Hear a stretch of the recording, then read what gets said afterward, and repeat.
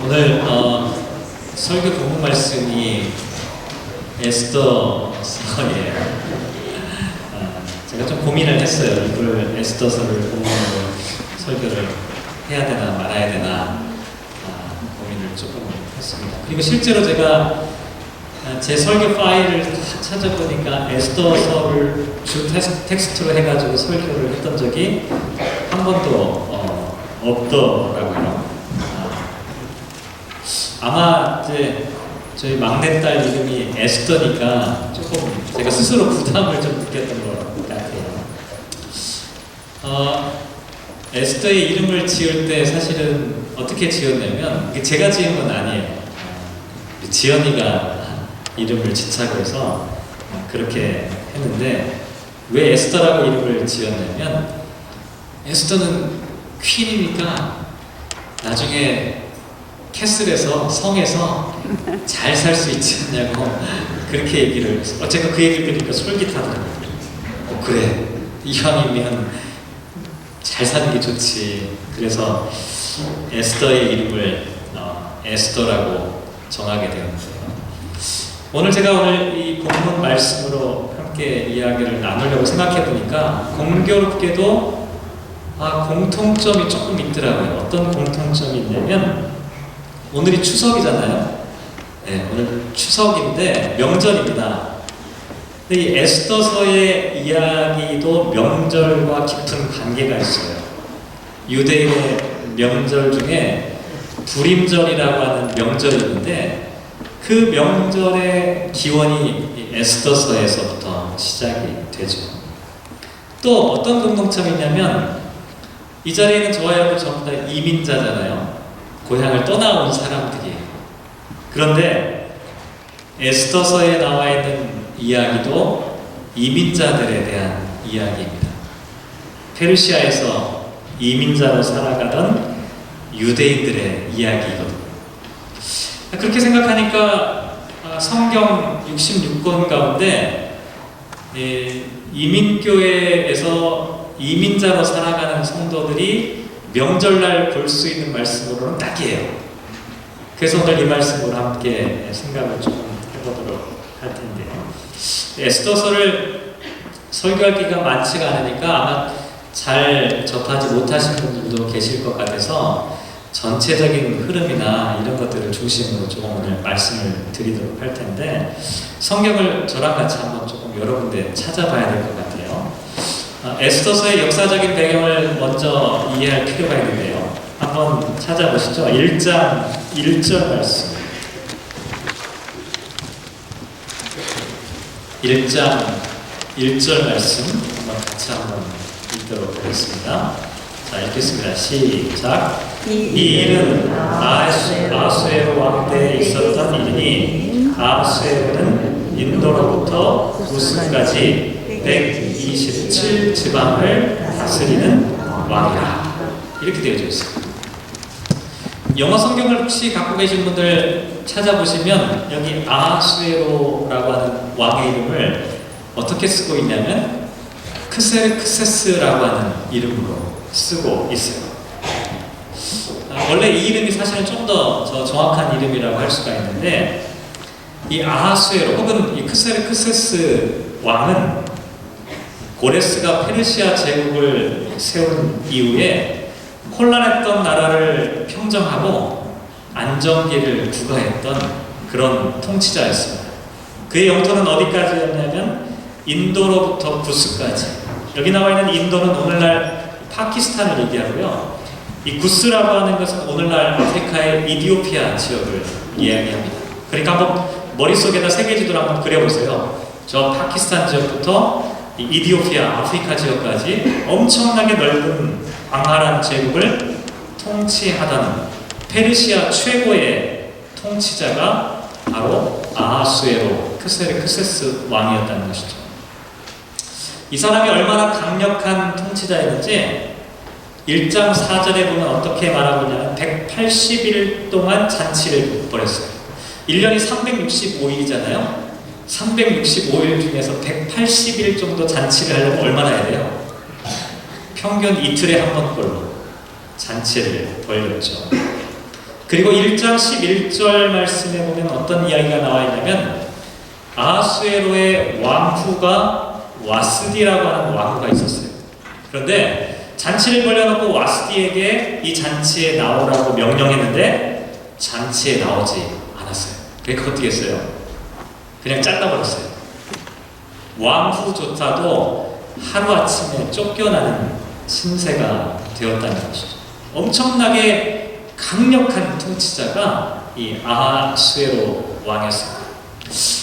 와스디라고 하는 왕과 하루아침에 쫓겨나니까 그렇게 그 다음에 어떻게 했을까요? 새로운 왕을 뽑아야 되잖아요. 그래서 1장 22절 한번 찾아볼게요. 1장 22절에 보면 새로운 왕을 뽑을 준비를 하죠. 읽겠습니다. 시작.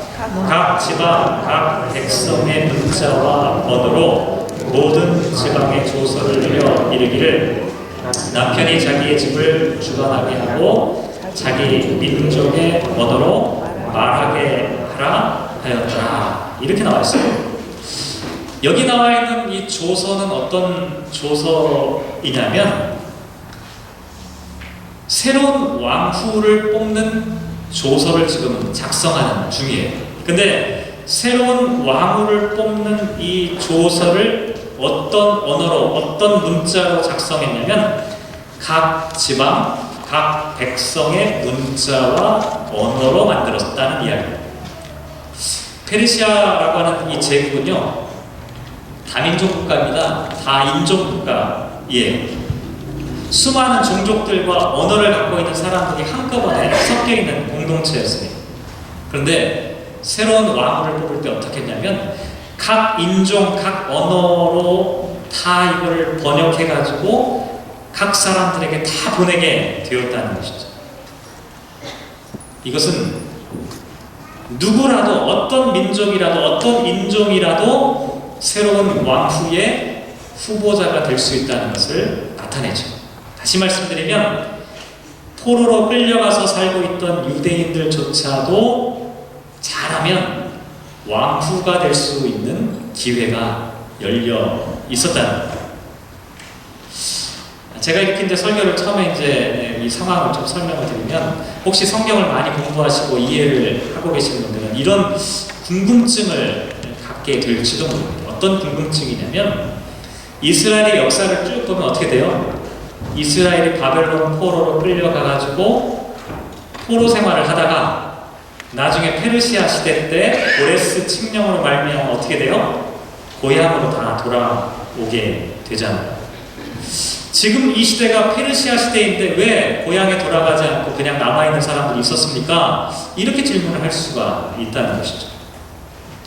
정확한 지적이에요. 그렇게 만약에 질문하시는 분이 계신다면 성경에는 페르시아 시대 때 고향으로 돌아간 사람들에 대한 이야기가 기록되어져 있습니다. 주로 에스라와 느헤미야서를 중심으로 그 이야기들이 기록되어져 있는데 모든 사람들이 고향으로 돌아가는 것은 아니었어요. 그 중에 일부의 사람들은 여전히 페르시아에 남아 있었습니다. 그 사람들의 이야기가 오늘 에스더서에 기록이 되어져 있다는 것이죠. 그러면 왜 이 사람들은 고향으로 돌아가지 않았을까요? 여기 저가 여러분에게 다른 한국 사람인데 여러분 왜 고향에 안 돌아갑니까? 라고 물어보는 것과 비슷할 수 있는데 이 사람들은 왜 고향에 돌아가도록 허락을 받았어요? 그런데도 불구하고 왜 고향으로 돌아가지 않고 그 낯선 외국 땅에서 살고 있었던 건가요? 뭐 정확한 이유는 알 수 없지만 몇 가지 우리가 추측해 볼 수 있는 단서는 있어요.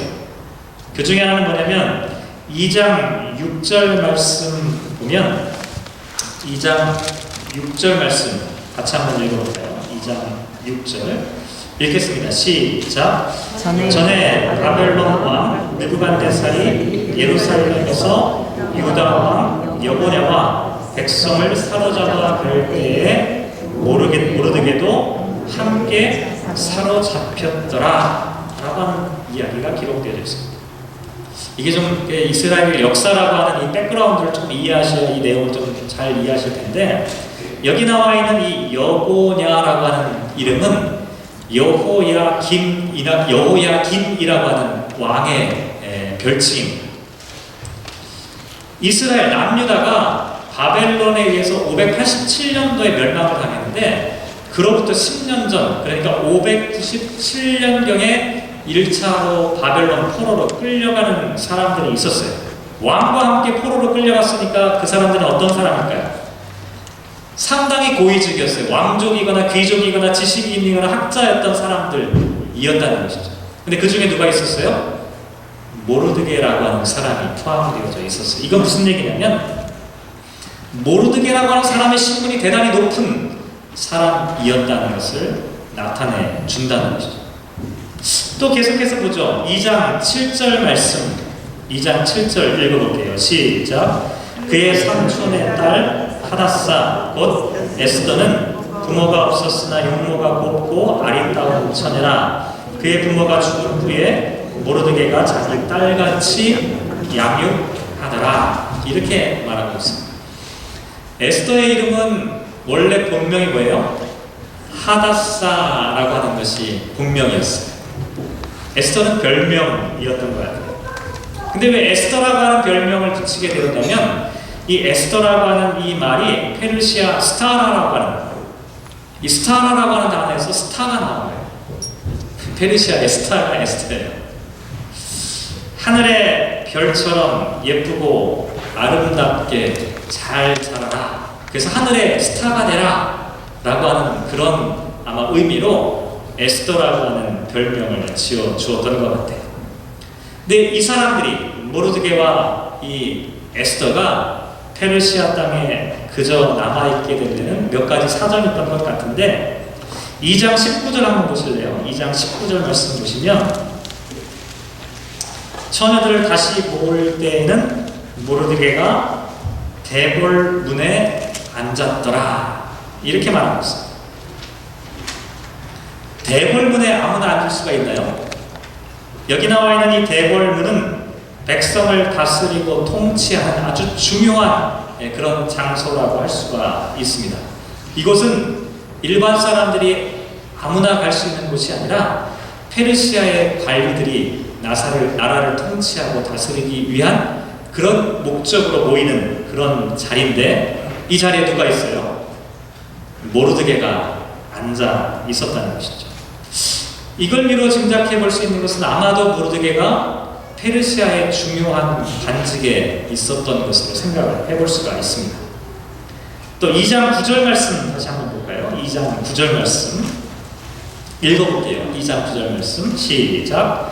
헤게가 이 처녀를 좋게 보고 은혜를 베풀어 몸을 정결하게 할 물품과 일용품을 곧 주며 또 왕궁에서 의뢰해 주는 7 궁녀를 주고 에스더와 그 궁녀를 후궁 아름다운 처소로 옮기더라. 이렇게 말하고 있습니다. 이제 에스더가 왕후의 후보로 들어가게 되는데 왕후의 후보를 뽑는 이 관리가 에스더를 좋게 본 거예요. 그래가지고 뭘 줬어요? 몸을 정결하게 할 물품과 일용품을 주었어요. 여기 특별히 일용품이라고 하는 건 어떤 걸 의미하냐면 아주 특별한 음식을 얘기해요. 미용과 건강에 특효가 있는 에스더가 왕후의 후보니까 어떻게 돼요? 잘 보일 수 있도록 미모를 잘 갖고 있을 수 있도록 그런 아주 소중한 음식을 제공을 했다는 거죠. 곰곰이 이 부분을 한번 생각해 볼 필요가 있습니다. 저와 여러분에게 아주 익숙한 성경 구절이 있는데요.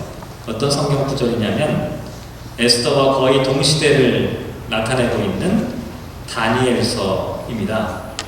다니엘과 세 친구의 이야기 여러분 다 기억하시죠? 다니엘과 세 친구는 왕의 진미를 거부하고 채식을 고집하다가 사자굴에 던져지기까지 했죠. 근데 에스더는 어떻게 했어요?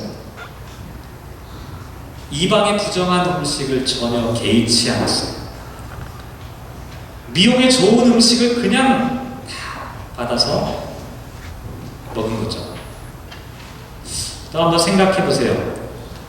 이스라엘 백성들이 바벨론 포로로 끌려가고 페르시아 시대가 되어서 고향 땅으로 다 돌아오게 되었을 때 어떤 운동이 벌어졌냐면 우리가 왜 망했는지를 다시 한번 돌아보자. 그러면서 어떤 일들을 하기 시작했냐면, 하나님 앞에 우리가 정결하지 못했기 때문에 우리나라가 망했구나. 그러니 우상에 물들어 있는 모든 것들을 끊어내자. 그러면서 심지어는 이방 여인과 결혼했던 것조차도 다 취소하고 그 여인들을 돌려보내는 일까지 했습니다. 그런데 모르드게와 에스더의 모습은 어떻습니까? 어떤 수단과 방법을 사용해서든지 이방인인 왕과 결혼하려고 지금 애를 쓰고 있죠. 또 한번 찾아볼까요? 2장 10절 말씀 읽어볼게요. 2장 10절 읽겠습니다. 시작. 에스더가 자기의 민족과 종족을 말하지 아니하니 이는 모르드게가 명령하여 말하지 말라 하였습니다. 모르드게가 에스더에게 뭐라고 말했어요? 네가 유대인이라고 하는 것을 말하지 말라. 이렇게 이야기를 했다는 거예요. 요즘이야 한국의 위상이 엄청 올라갔으니까 우리 자녀들 중에 한국 사람이라는 것을 부끄러워하는 자는 아마 하나도 없을 것 같은데요. 제가 처음에 물론 한 7년 전밖에 되지 않지만 처음에 미국에 갔을 때 9년 전에 벌써 처음에 미국에 갔을 때는 아이들이 학교를 갈 때 상당히 신경이 쓰였어요. 옷을 입는 것과 또 혹시 아이들에게서 김치 냄새가 날까봐 전날 저녁 때는 먹이는 것이 불편하고 부담스러워서. 지금도 여전히 우리들에게는 보이지 않는 장벽이 있습니다.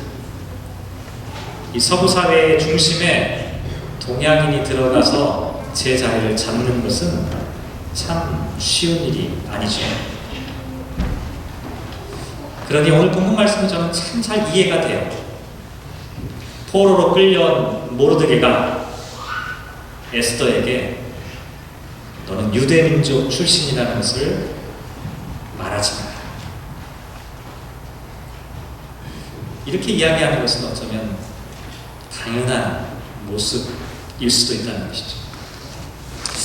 어쨌든 이런 이야기들을 좀 종합해보면 에스더와 모르드게는 우리가 성경에서 익히 잘 알고 있는 신앙적인 위인 혹은 믿음의 사람들의 모습과는 조금 거리가 멀어 보입니다. 신앙의 원칙과 기준을 지키기 위해서 목숨을 걸고 싸웠던 사람들의 모습은 모르드게와 에스더의 모습에서는 찾아볼 수가 없죠. 어떻게 해서든지 높은 신분에 올라가려고 왕후가 되려고 발버둥 치고 있는 모습이에요. 어떻게 해서든지 왕후를 만들려고 애쓰는 그런 모르드게의 모습, 심지어는 자기가 유대 민족이라고 하는 사실조차도 부끄러워했던 페르시아 사람이 되고 싶었던 사람들의 모습이라고 할 수 있겠죠. 근데 에스더의 이야기는 에스더가 왕후가 되는 것으로 끝나지 않습니다. 오히려 이제부터가 시작인데요. 왕후가 되었지만 더 심각하고 복잡한 문제들이 에스더 앞에 놓여있게 되었습니다. 우리가 살고 있는 이 캐나다도 다민족, 다인종 사회였던 것처럼 페르시아도 똑같은데 지금은 그나마 서로 공존하는 방법을 알고 있잖아요. 차이니스나 코리안이나 필리핀이나 아니면 여기 이 서양 캐네디언이나 이런 다양한 인종들이 서로 간에 공격적으로 상대방을 공격하지 않고도 공존하는 방법들을 어느 정도 우리가 터득해서 살아가고 있습니다. 그런데 페르시아 시대에는 다인종, 다민족 국가였기 때문에 한 민족이, 한 소수 민족이 갑자기 두각을 나타내게 되면 그 곁에 있던 다른 민족, 다른 인종이 위기감을 느낄 수밖에 없었던 거죠. 유대 사람 가운데 왕후가 되었다는 소식은 유대인들에게는 축복의 소식이었을지 모르지만 다른 인종에 속한 사람들에게는 공포의 소식이었을지도 모른다는 것이죠. 이것을 두려워했던 사람이 누구였냐면 특별히 아각 사람 함무다다의 아들 하만이라고 하는 사람이었습니다. 하만이라는 사람은 정치적인 지위가 상당히 높았던 사람이었고 경제적으로 대단히 부유했던 사람이었어요. 왜냐하면 에스더 3장 9절 말씀에 보면 이 하만이 왕에게 은 1만 달란트를 바치는 장면이 나와 있는데 당시 페르시아 제국의 연간 세수입이 1만 5천 달란트에 불과했어요. 근데 1만 5천 달란트가 페르시아 제국에서 걷어들이는 세금의 총량이었는데 하만 혼자 1만 달란트를 왕에게 희사할 정도의 막강한 부를 갖고 있는 사람이었다는 것이죠. 이와 같은 부를 바탕으로 하만은 권력도 쟁취하기를 원했던 것이죠. 왕의 권위를 빌어서 위험덩어리가 될 만한 유대인들을 제거할 공작을 펴게 됩니다. 자, 그런데 문제가 생겼죠. 하만의 이 계획이 뜻대로 되지 않는 겁니다. 3장으로 한번 넘어가 볼까요? 3장 2절 말씀. 3장 2절 말씀 한번 같이 읽겠습니다. 시작. 대궐문에 있는 왕의 모든 신하들이 다 왕의 명령대로 하만에게 꿇어 절하되 모르드게는 꿇지도 아니하고 절하지도 아니하였다. 이렇게 이야기를 합니다. 하만은 자기의 힘을 왕의 힘을 빌어서 유대인들을 굴복시키려고 했는데 모르드게가 그 굴복에 넘어가지 않는 거죠. 아, 그대로 두면 안 되겠구나. 이 사람들은 언제든지 나에게 도전할 수 있겠구나라고 하는 생각을 하게 되니까 유대인 전체를 멸절할 계획을 세우게 되죠. 제가 예전에 성경 공부할 때 이 에스더서에 대한 개론을 공부할 때 한번 설명을 드린 적이 있었는데 이 이민의 과정, 우리가 외국에서 이민자로 살아가니까 이 이민의 과정을 좀 잘 생각해 볼 필요가 있어요. 이민의 과정을 연구하는 학자들은 크게 이민의 방법이 두 가지가 있다고 하는데 하나는 뭐냐면 assimilation한 동화되는 것, 또 하나는 뭐냐면 pluralism이에요. 이게 복합된, 다원화된 어떤 그런 형태로 진행을 해요. assimilation이라고 하는 건 뭐냐면 동화주의라고 하는 것은 시간이 지나면 지날수록 어떻게 돼요? 주류 사회의 문화와 언어를 받아들이면서 점차 자신의 고유한 인종과 민족적인 유대 관계로부터 멀어지면서 어떻게 돼요? 멜팅팟 안으로 다 들어가서 섞여버려요. 자기 색깔과 자기 언어와 자기 문화를 완전히 상실해버리고 멜팅팟 안에서 그냥 같이 버무려져 있는 거죠. 이게 어시뮬레이션을 주장하는 학자들의 주장인데요. 반면에 이민화의 과정이 진행되고 있지만 여전히 자신의 고유한 동질성을 유지하는 사람들이 있어요. 이 사람들이 대표적으로 중국 사람들, 한국 사람들, 유대인들인데요. 주류 백인들은 늘 동화주의를 강조합니다. 동화되라고 얘기합니다. 캐나다도 마찬가지예요. 동화하라는 게 영어를 배워서 여기 사람들처럼 살아라 이렇게 말하죠. 그런데 소수 이민자들은 복합주의, 자기의 정체성, 자기의 문화와 자기의 언어를 끊임없이 지키려고 노력을 하게 되죠. 오늘 본문에 나와 있는 이야기를 이와 같은 것과 한번 연관시켜서 생각해 보면 모르드게는 뭐라고 얘기하냐면 동화를 거부한 사람이 되는 거죠. 하만은 끊임없이 이 페르시아 제국의 주류 사회 안으로 유대인들을 동화시켜서 그들의 색깔들을, 그들의 정체성을, 그들의 언어와 문화를 완전히 섞어버리려고 하였지만 모르드게는 그걸 거부하는 겁니다. 자기의 정체성과 내가 비록 페르시아에 남아있지만 고향으로 함께 돌아가지는 못했지만 이 땅에서 내가 유대인의 정체성을 지키며 살아가겠다라고 이야기하는 것이죠. 이렇게 되니까 동화를 거부하는 모르드게를 그냥 내버려 둘 수가 없었던 거죠. 위험한 상황이 지금 유대인들에게 닥치게 된 겁니다.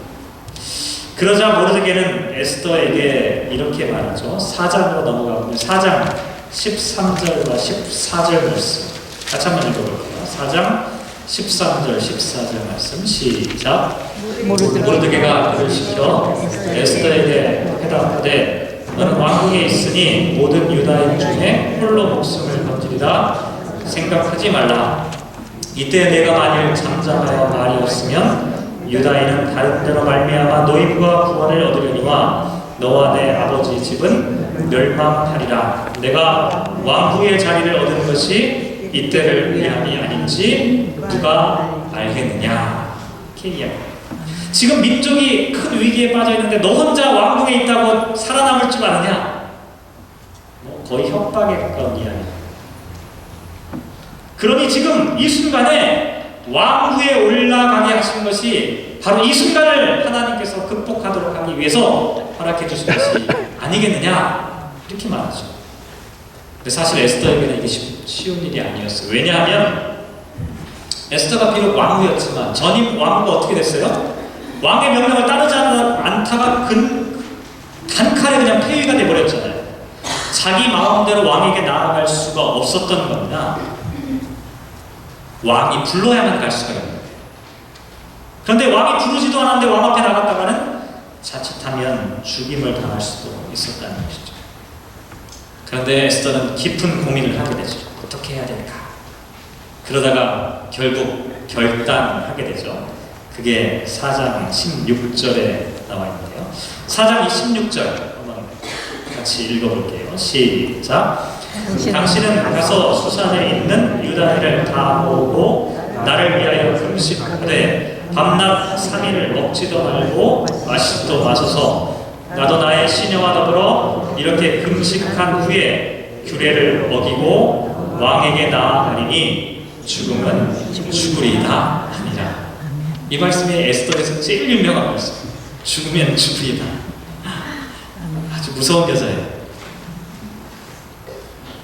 그런데 천만다행으로 에스더가 이렇게 목숨을 걸고 왕 앞에 규례를 어겨서까지 왕 앞에 나아가는데 왕은 에스더를 참 사랑했던 것 같아요. 5장 6절 말씀 보시죠. 5장 6절 읽겠습니다. 시작. 잔치에 술을 마실 때에 왕이 에스더에게 이르되 그대의 소청이 무엇이뇨? 곧 허락하였노라. 그대의 요구가 무엇이뇨? 나라의 절반이라 할지라도 시행하겠노라 라고 말하겠죠. 목숨을 걸고 아주 그냥 이러다가 죽을지도 모른다라고 하는 생각으로 왕에게 나아가는데 왕은 오히려 에스더에게 너의 소원이 뭐냐? 내가 나라의 절반이라도 툭 잘라서 너에게 줄 수 있다라고 하는 엄청난 제안을 합니다. 이때 에스더가 어떻게 해야 돼요? 이 나쁜 하만 때문에 내가 죽겠습니다라고 딱 얘기를 해야 되는데 첫 번째 기회는 이상하게도 그냥 지나쳐버려요. 대신 이렇게 요청하게 되죠. 내가 잔치를 한 번 더 벌일 텐데 그때 왕이시여 꼭 참석해 주소서. 다시금 잔치를 벌이고 왕을 초대하는 거죠. 그게 오늘 본문 7장 2절에 기록되어져 있는 두 번째 잔치 날입니다. 아마도 에스더는 이렇게 생각했던 것 같아요. 왕이 나에게 첫 번째 잔치에서 그래 네가 원하는 거 다 들어줄게 라고 이야기했던 그 말의 진심을 아마 확인해 보고 싶었던 거예요. 섣불리 이런 얘기 잘못했다가 왕이 혹시라도 나에게 오해하면 이게 다 문제가 될 수 있으니까 정말 이 왕이 나를 신뢰하고 사랑하는지를 확인하고 정말 결정적인 순간이 되었을 때 나의 소망을 이야기하겠다. 아마 이렇게 생각을 했겠죠. 그때 다시 왕이 에스더에게 똑같은 이야기를 반복하는데요. 7장 2절 다시 한번 읽어볼까요? 시작. 왕이 이 둘째 날 잔치에 술을 마실 때에 다시 에스더에게 물어 이르되 왕후 에스더여 그대의 소청이 무엇이냐? 곧 허락하겠노라. 그대의 요구가 무엇이냐? 곧 나라의 절반이라 할지라도 시행하겠노라. 오늘 설교 제목이 바로 여기에서 인용한 말씀입니다. 왕이 에스더에게 그대의 요구가 무엇이냐라고 묻고 있는 것이죠. 제가 에스더와 모르드게라고 하는 사람에 대한 설명을 조금 장황하게 설명을 드렸죠. 평소에 에스더라면, 평소에 모르드게라면 무엇을 구했을까요? 이 사람들은 애국자들이 아니었습니다. 민족을 사랑하는 사람들이 아니었어요. 에스더의 이름은 무엇이라고 했습니까? 페르시아어로 별이라고 말씀드렸잖아요. 이 사람들은 유대인의 별이 되길 원했던 것이 아니라 페르시아의 별이 되길 원했던 사람들이었어요. 모르드게라고 하는 사람의 이름, 나중에 아마 바꾼 이름일 텐데, 이 모르드게라고 하는 이름은 어떤 이름에서부터 유래했냐면 바벨론의 신임 마르둑 신입니다. 마르둑 신과 모르드게는 같은 자원으로 연결되어져 있습니다. 이 사람은 바벨론으로 끌려가자마자 아주 머리가 좋았던 사람이 자기 이름을 개명한 거예요. 마르둑 신과 같은 모르드게로 자기 이름을 개명하고 철저하게 바벨론과 동화하려고 했죠. 바벨론에서 페르시아로 넘어가니까 역시 그 페르시아에도 동화하려고 했던 사람들이었습니다. 조로의 기회가 왔어요. 왕이 에스더에게 이야기한 거죠. 네가 원하는 것이 무엇이냐? 나라의 절반이라도 너에게 주겠다. 이런 기회에 평소에 에스더와 모르드게였다면 왕에게 더 많은 부와 더 많은 권력을 추구하지 않았습니다. 그런데 에스더는 왕에게 이렇게 말하죠. 이게 3절과 4절, 오늘 본문 7장 3절과 4절에 왕후 에스더가 대답하여 이르되 왕이여 내가 만일 왕의 목전에서 은혜를 입었으면 왕이 좋게 여기시는 내 소청대로 내 생명을 내게 주시고 내 요구대로 내 민족을 내게 주소서. 나와 내 민족이 팔려서 죽임과 도륙함과 직멸함을 당하게 되었나이다. 만일 우리가 노비로 팔렸더라면 내가 잠잠하였으리다. 그래도 대적이 왕의 손해를 보충하지 못하였으리다. 이렇게 이야기합니다. 여기 대단히 중요한 변화가 나타나고 있는데, 지금까지 모르드게와 에스더에게 민족은 그렇게 중요한 것이 아니었습니다. 오히려 자기가 유대인이라고 하는 것을 숨기고 싶었을 정도였어요. 근데 여기서 에스더는 뭐라고 얘기하냐면 자기 자신과 유대 민족의 생명을 동일한 것으로 연결시키고 있다는 거죠. 갑자기 어떻게 이렇게 바뀌게 된 것일까요?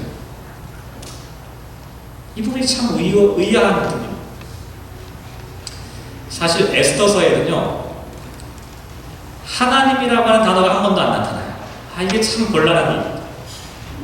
그래서 많은 구약학자들 가운데 에스더서를 하나님의 말씀으로 인정하는 것을 좀 주저하는 사람들이 생겨나는 이유가, 에스더에는 야훼라고 하는 혹은 엘로힘이라고 하는 하나님에 대한 이 명사, 이 표현들이 하나도 나타나지 않아요. 대단히 민족주의적인 그런 내용들로만 가득 차 있어요. 그래서 이게 과연 하나님의 말씀으로 어떤 의미가 있을까 고민합니다. 실제로 만약 에스더의 이야기가 에스더와 모르드게의 성공 신화로 끝났다면, 그래서 에스더가 왕비가 되어 성에서 잘 먹고 잘 살았다는 것으로 끝났다면 에스더의 이야기는 성경에 남을 만한 가치가 없었을 것입니다. 그런데 에스더는 가장 결정적인 순간에 민족을 구원하는 사람이 되었죠. 그게 어떻게 된 것입니까? 6장 13절 말씀을 한번 같이 볼까요? 6장 13절 6장 13절 같이 읽겠습니다. 시작. 자기가 당한 모든 일을 그의 아내 세레스와 모든 친구들에게 말하매 그중 지혜로운 자와 그의 아내 세레스가 이르되 모르드게가 과연 유다 사람의 후손이면 당신이 그 앞에서 불욕을 당하기 시작하였으니 능히 그를 이기지 못하고 분명히 그 앞에 엎드러지리다. 이 말은 누가 한 말이냐면 에스더나 모르드게가 한 말이 아니라 유대인들의 대적이었던 하만과 그의 아내와 친구들이 했던 말이에요. 유대인들의 대적이었던 사람들이 지금 사건이 전개되는 과정을 하나하나 살펴보면서 자기들이 맞서고 있는 이 상대가 유대인들의 후손이라면, 유대인이라고 하는 말은 무엇입니까? 하나님을 찬양한다는 의미를 갖고 있잖아요. 하나님을 찬양하는 사람들의 백성이라면 수 없다는 사실들을 알아가게 되었다. 다시 말씀드릴게요. 이 사람들은 어떤 사람이었어요? 바벨론과 페르시아 시대를 거치면서 용기 있게 고향으로 돌아가지 못하고 목숨을 걸고 신앙의 절기를 지키지도 못했던 사람들, 나약하고 그저 소시민으로 자기 안위만을 생각하며 살아가는 사람들이 불과했어요. 이 사람들은 신앙적으로 큰 업적을 내세울 만한 것들도 갖고 있지 못했던 사람들이었어요. 그런데 하나님이 이 사람들과 함께하고 계셨다는 거죠. 숨죽여서 낯선 이방 땅에서 근근히 살아가고 있는 이 나그네들을 하나님께서는 잊지 않고 함께하고 계셨다는 거예요. 이 사실을 누가 알았어요? 유대인들이 아닌 오히려 유대인들을 핍박하고 죽이려고 했던 하만과 그의 아내와 친구들이 바라보니까, 사건의 전개되는 과정을 보니까 이 사람들이 하나님의 백성이라면, 이 사람들이 하나님을 찬양하는 유다의 자손들이라면 우리가 도무지 이길 수 없겠구나라고 하는 이야기를 하고 있다는 거예요. 만약 이민자들의 성공 신화가 이민교회의 목표가 된다면 우리의 사랑하는 자녀들이 높은 자리에 올라가는 것으로, 성공하는 것으로 우리들의 이야기는 끝나게 될지도 모릅니다. 그런데 우리들의 인생은 그게 다가 아니죠. 사람마다 조금씩 모양과 방법은 다를 수 있어요. 다니엘처럼 목숨을 걸고 신앙을 지켜내는 사람들도 있을 수 있고, 에스더처럼 살아가는 사람들도 있겠죠. 귀환한 사람들도 있겠고, 그저 외국 땅에 남아있었던 사람들도 있을 겁니다. 그런데 하나님께서는 이렇게 서로 다른 사람들의 삶을 통해 하나님의 뜻을 이루고 계셨던 거죠. 제가 설교를 시작하면서 그런 말씀을 드렸어요. 에스더라고 하는 이름을 짓게 된 과정. 제가 지연이가 에스더라고 하고 성에서 살 수 있다는 이야기를 딱 했을 때 제가 솔깃했어요. 이야, 그래, 우리 막둥이가 좀 부유하고 넉넉하게 살았으면 좋겠다 하는 바람을 갖게 되었어요. 캐나다에서 다른 인종들과 잘 동화되어서 별처럼 빛나는 삶을 살았으면 좋겠다. 근데 지난 한 주간 동안 설교를 준비하면서 제 소망 가운데 하나 더 중요한 것이 추가가 되었습니다. 이민자의 자녀들로 살아가는 우리 막내 에스더만 말고 여기에 있는 우리 자녀들이 전부 다 에스더들이에요. 이레도 그렇고 조엘이도 그렇고 하인이도 그렇고 다 하나님의 에스더들이에요. 근데 하나님께서 이들과 함께 하신다라고 하는 것을 생각해 보게 되었어요. 부모님들은 그저 이 땅에서 빛나는 삶을 살기를 꿈꾸고 있었겠지만 하나님은 이 자녀들을 통해 정말 하늘의 별처럼 빛나는 삶을 살도록 이끌고 계신다는 것을 생각해 본 거죠. 오늘 추석 명절인데요. 추석이래야 뭐 별것도 없잖아요. 오늘 별거는 있네요. 떡이 있어요. 왠지 고향이 그리운 시간이죠. 우리가 여기서 지금 왜 살고 있을까? 제가 지난 한 주간 동안에 그 고민했어요. 우리가 지금 왜 여기서 살고 있을까? 요즘 한국이 더 잘 살기가 더 좋대는데 아마도 우리 자녀들 때문이겠죠. 모르드게가 페르시아 땅에 그냥 남아있던 이유가 그 이유가 있을 거예요. 부모님들이 여러분의 자녀 에스더들을 바라보면서 아마 이 자리에 묶여 있는 것인지도 모릅니다. 힘겨운 이민 생활을 하면서도 유일하게 갖고 있는 희망, 이 아이들이 하늘의 별처럼 살아가기를 소망하는 꿈을 갖고 견뎌가고 있는 것인지도 모르죠. 저도 정말 그렇게 되었으면 좋겠습니다. 우리의 아이들이 하늘에 빛나는 별들이 되었으면 좋겠습니다.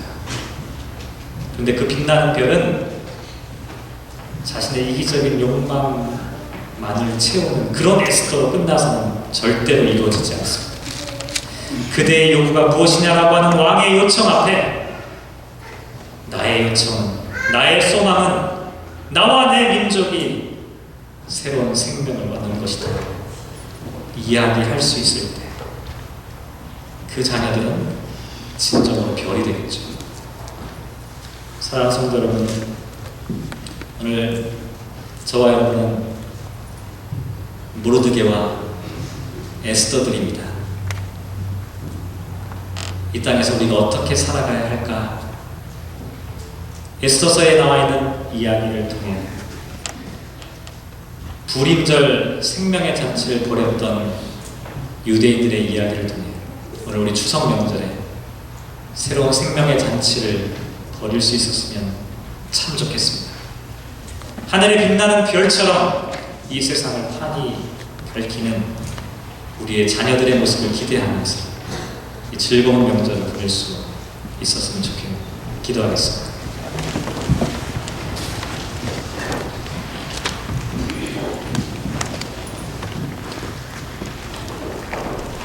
사랑이 많으신 아버지 하나님,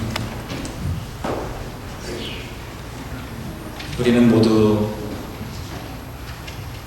낯선 외국 땅에서 우리의 말도, 우리의 음식도, 우리의 문화도 떳떳하게 드러내지 못하고 때로는 위축되어서 때로는 숨기고 싶은 마음이 들기도 할 정도로 그렇게 우리는 이 땅을 살아갈 때가 많이 있습니다. 우리의 자녀들이 정말 똑똑하고 착하고 가능성이 많은 자녀들인데 소수민족으로 살다 보니 그 기회를 마음껏 발휘하지 못할 때도 있습니다. 그래서 모르드게처럼 어떻게 해서든지 에스더가 좋은 자리에 올라가기를 소망했던 그 부모의 마음처럼 우리도 그런 꿈을 꾸며 살아가고 있는지도 모릅니다. 그런데 모르드게와 에스더가 꿈꾸지 않았던 그 하늘의 별이 되는 것은 그들의 위기 가운데 자기의 생명조차도 죽으면 죽으리라 라고 하는 마음으로 왕 앞으로 나아가는 순간 참된 별이 무엇인지를 보게 되었습니다. 아버지 하나님, 우리의 사랑하는 자녀들을 참 잘 키우고 싶은데 우리의 사랑하는 자녀들도 이 에스더의 모습처럼 무엇이 하나님 앞에 옳은 일인지를 가장 결정적인 순간에 깨닫고 용기 있게 나아갈 수 있는 우리의 자녀들이 될 수 있도록 하나님 인도하여 주시옵소서. 추석 명절입니다. 고향을 떠나 그저 기억에도 가물가물한 추석이지만 우리 사랑하는 교우들과 함께 덕담을 나누고 사랑을 나누며 우애하며 유대민족을 구원하였던 불임절의 잔치처럼 우리도 마음속으로 남아 추석의 명절을 함께 즐거운 마음으로 보낼 수 있도록 인도하여 주시옵소서. 아버지 하나님, 저희들이 이 한 주간 동안 이 외국 땅에서 우리 자녀들이 빛나는 별이 되는 꿈을 마음껏 꾸며 살아가는 그런 한 주간 될 수 있도록 축복하여 주시옵소서. 함께 하시기를 소망하며 이 모든 말씀 예수님의 이름으로 기도합니다.